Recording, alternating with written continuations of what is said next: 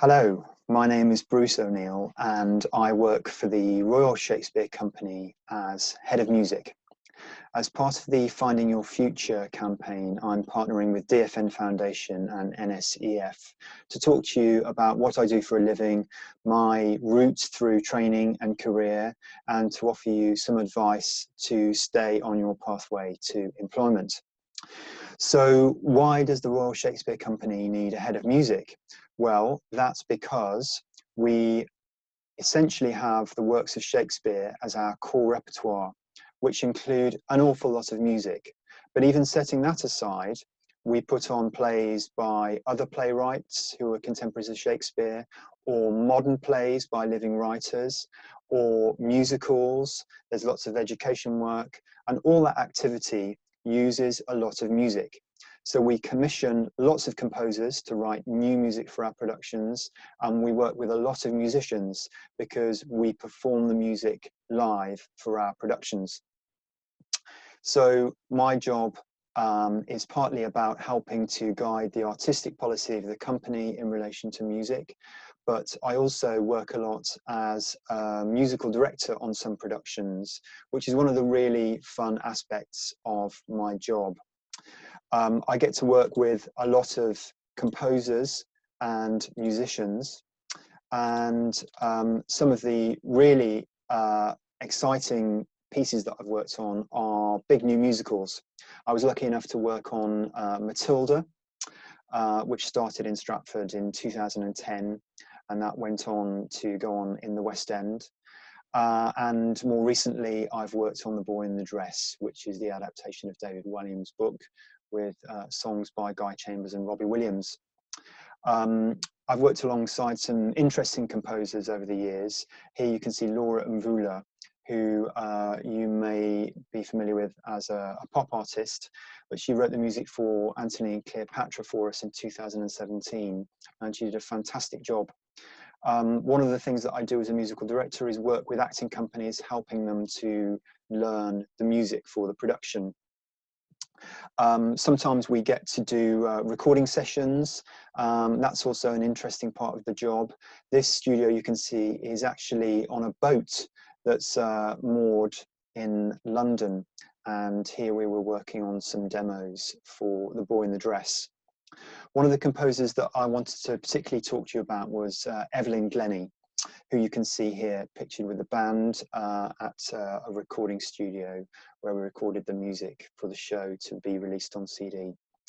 She went profoundly deaf at the age of 12 years old, but that didn't stop her going on to become the most famous percussionist in the world.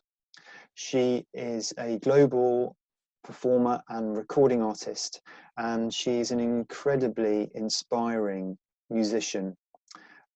She was really interesting personality to work with, incredibly creative, and one of the really inspiring things about her is that as a musician, being deaf, you would imagine, makes that an impossible dream, but actually she overcame what we understand as deafness and learnt to hear in other ways, and she's a real inspiration, and I think an example to all of us. In fact, we get to do some very exciting events sometimes at the RSC, and in 2016 we did a live BBC broadcast celebrating the work of Shakespeare. So there were lots of famous names who performed that evening, one of whom was the singer Rufus Wainwright, who you can see here. I'm playing the piano alongside him. He sung a setting of one of Shakespeare's sonnets. And there's me in the background conducting the orchestra with the baton in my hand, and the evening was presented by David Tennant and Catherine Tate. So those are some of the fun aspects of the job. Of course, it also has its challenges. There are lots of projects going on all the time, so you have to stay very organized, and sometimes it can get quite complicated to stay on top of all those different things that are happening at different stages of completion. The other challenge is to do with change. Sometimes people come to the RSC and they want to do a particular production in a particular way, and that presents challenges for us. So we always have to think about how we do things, and if we change the way we do things, how we can bring people on board and make that change possible. And I think that's probably a challenge actually in any job or any organization. When things get tough or stressful, I think it's important to keep things in perspective. So I like to spend time with my family, do some exercise. I've recently taken up badminton that I play with my son, and I enjoy playing chess. My musical career really started when I was choosing my options at school.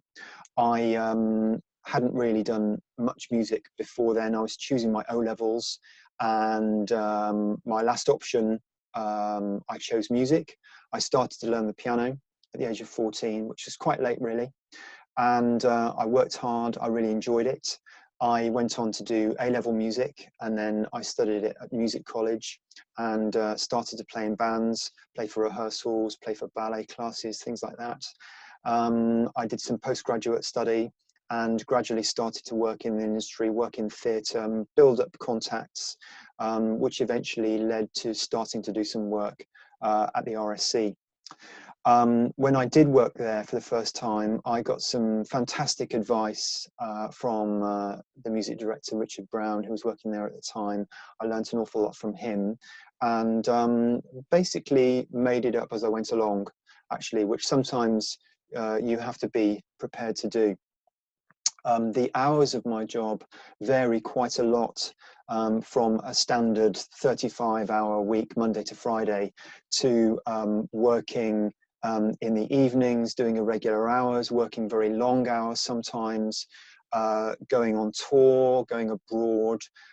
We also did a project with Google where we did a digital version of Midsummer Night's Dream, where we did it in real time and worked through the night doing a performance leading up to the sunrise the following morning.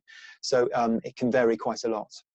I've made lots of friends, meeting hundreds of colleagues over the years. We get lots of people coming through our doors. As you can imagine, lots of interesting people, fantastic performers, musicians, composers, all sorts of creative people. So it's a really great environment to meet lots of lovely people. My first ever job was paperboy, delivering newspapers. And when I was slightly older, I served behind a bar.